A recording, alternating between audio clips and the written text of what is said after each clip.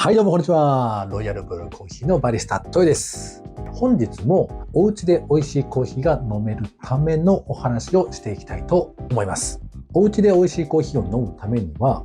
まずは美味しいコーヒー豆が必要です。美味しいコーヒーって人それぞれ違うんですね。僕が美味しいと思っているコーヒーが皆さんが美味しいと思っているコーヒーとはもしかしたら違うかもしれない。なので、例えばこのコーヒーとても美味しいよって言ってお勧めされて買ってみたら自分には合わなかったというコーヒーがもしあったとした場合、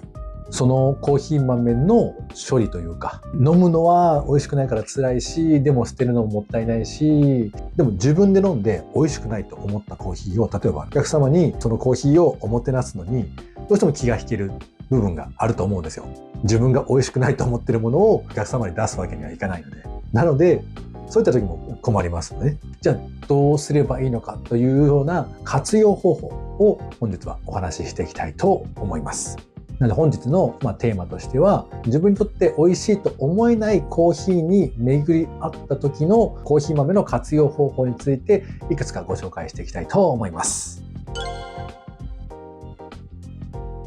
まずはそのコーヒー豆の特徴を把握して、その自分が何が好きじゃないのかというのを把握していきたいと思います。人によっては酸味が苦手な方もいますし、苦味が強すぎるのが苦手な方ももちろんいると思います。口当たりがもうすっきりしすぎて物足りないく感じてしまう場合もあります。そういったほんのちょっとの調整で飲めるようになる場合だと、どうすればいいかというと、入れ方の調整をするともしかしたら飲めるようになるかもしれないということですね。あくまでも微調整な範囲なので、どこまでできるかはちょっとわからないんですけども、それぞれ、3つの調整箇所がありまして、引き目と温度、レシオと言われる抽出比率ですね。この3つの調整でもしかしたら自分の好みの味に近づけるかもしれません。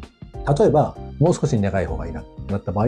この引き目、引くその粗さ、粉の粗さっていうのを少し細かめにすると、より味が出るので、自分の好みの味の方向に進むかもしれません。ただ、細かすぎると、フィルターに詰まってしまったり、落ちるのが遅くて、お湯に浸かってる時間が長すぎて、苦味成分以外のその雑味であったりとか、嫌な成分、嫌なその味っていうのも一緒に出てしまうかもしれないので、細かすぎるのはそれも良くないです。なので、若干の微調整にはなりますね。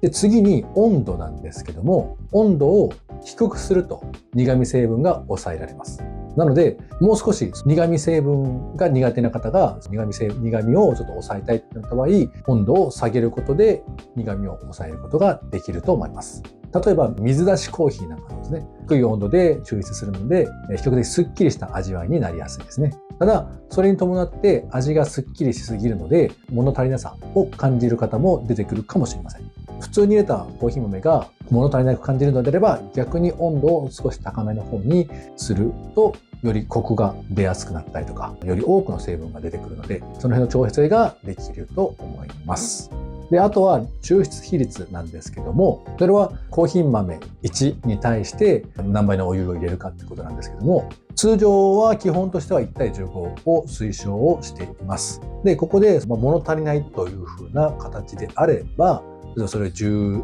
対14にするとか、1対13にするとか、もしくは1対10にしてみてもいいチャレンジだと思います。逆に味が濃すぎるであったりとか、もう少しスッキリと飲みたい場合だと、抽出比率を増やす方向で、例えば1対18であったりとか、1対20であったりとか、そういったすることによって、より飲みやすいコーヒーになります。で、1対18以上の場合だと、入れた後に直接お湯をコーヒーの中に入れた方が僕はいいと思ってます。なぜかというと、ずっとコーヒーにお湯を入れて注いでいくと、後から雑味が出たりとか、えぐみが出たりとか、余計な成分までも出してしまう可能性があるので、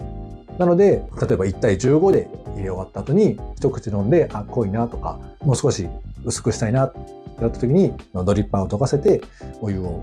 直接入れて調整をしていただけるといいかなと思います。この3つの調整で、ある程度の味の調整ができますので、ぜひやってみてください。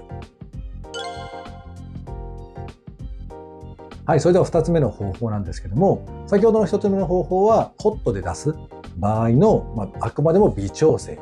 なので、ほんの少しの調整なので、そこまで味の変化があるわけではないと思います。なので、もっと味の変化を加えたい。それだけじゃ全然まだまだ飲めないよという方には、この第2の方法、飲み方を変えてみる。例えば先ほどのホットで出してたんですけども、それをアイスにしてみると、また違った味わい方になるので、お湯を入れて下の氷で急激に冷やす方法であったりとか、水出してみるとか、そういった方法でアイスコーヒーで飲んでみる。これがまず一つの方法ですね。さらにもう一つの方法としては、ラテで飲んでみる。牛乳を入れることによって味わいがまろやかになるので、特に苦いめのコーヒーが苦手な方はミルクを入れることによってまろやかになりますので、飲みやすくなるんじゃないかなと思います。あとはコーヒーレモネードですね。夏場すっきりと飲みたい場合だったら、エスプレッソにレモンと蜂蜜と炭酸水を入れることによって爽やかなフレッシュな感じのコーヒーのアレンジドリンクになるので、元々のコーヒーの味から生まれ変わった飲み物になりますので、それも一つの方法だと思いますので、こちらもぜひチャレンジしてみてください。アレンジするときなんですけども、可能であればエスプレッソで、例えばラテを作る場合でもエスプレッソで入れてもらえると、より美味しくコーヒーの香りはより多く残るので、エスプレッソの方が美味しくいただけるんじゃないかなと思います。もちろんコーヒーレモネードでも一緒です。なので2つ目の方法は別のドリンクに変化させて飲むという形ですね。ではね、3つ目の活用方法になんですけども、コーヒーでもダメ、コーヒー以外のドリンクにアレンジしてもダメってなった場合、さらにじゃあどうしようかということなんですけども、飲み物以外のものにしてしまおうということで、挙げられるのが、例えばコーヒーゼリーとかシロップ、お菓子とかにアクセントとして入れたりとか、コーヒーゼリーを作ったりとかですね。あとは料理の香り付けであったりとか、コーヒーオイルというのもね、コーヒー豆にはオイルが含まれているので、弱火でコーヒーオイルを抽出してスイーツなんかに追加する、香り付けするっていうのも一つの方法だと思います。ただこの3つに関しては僕もまだチャレンジしたことがないので、一つのこの案としてお出しします。で、やったことがあるのが消臭剤ですね。例えば冷蔵庫とかにコーヒーの粉、僕の場合は入れ終わったやつを使うんですけども、乾燥させて不織布の中に入れて、お茶のパックとかですね、で冷蔵庫とかに入れると消臭の役割をしてくれます。でもう一つの方法としてはガーデニング、土壌改良っていうんですけども、コーヒーの粉って栄養素がたくさんあるので、観葉植物であったりとかガーデニングの時の土と混ぜてより植物を活性化させることができます。はい、実際うちの実家の方なんですけども、実家の方の観葉植物に関してはコーヒーの粉を混ぜたりはしています。ただ混ぜるのにも少しコツがあって、少し発酵させたりとか、ちょっと混ぜる割合とかもあるので、その辺はまたおいおいと調べてお伝えしていきたいと思います。あとはそうですね、練習用としても使えるんじゃないかなと思います。例えばラテアートの練習をしたい時の豆としても使えるんじゃないかなと思います。で、もう一つの方法としてはドリップバッグを作る。意外とネットとかでドリップバッグを作るそのセットとかも売っているので、自分のコーヒー豆を多分あの人だったら好んで飲んでくれるって人がいれば、ドリップバッグにして人にプレゼントしたりとかするのも一つの方法だと思います。で、このいくつかの方法の中で分類するとすれば、コーヒー豆の値段が高かった場合、使わずに消臭剤にするとかちょっともったいなく感じるので、でもそういった場合はドリップバッグにしてプレゼントするであったりとか、コーヒーゼリーとか別の食べ物とかの香りのアクセントに使った方がまだ活用できたと思う人もいるので、そういった場合はそういった活用法にしてもらって、でコーヒーが安かった場合は思い切って消臭剤として使ったりとか、ラテアート練習用、もしくはエスプレッソを入れる練習用とか、いろんな練習用に使ってもらったらいいなと思います。コストを気にせずにちょっと大量に使えると思うので。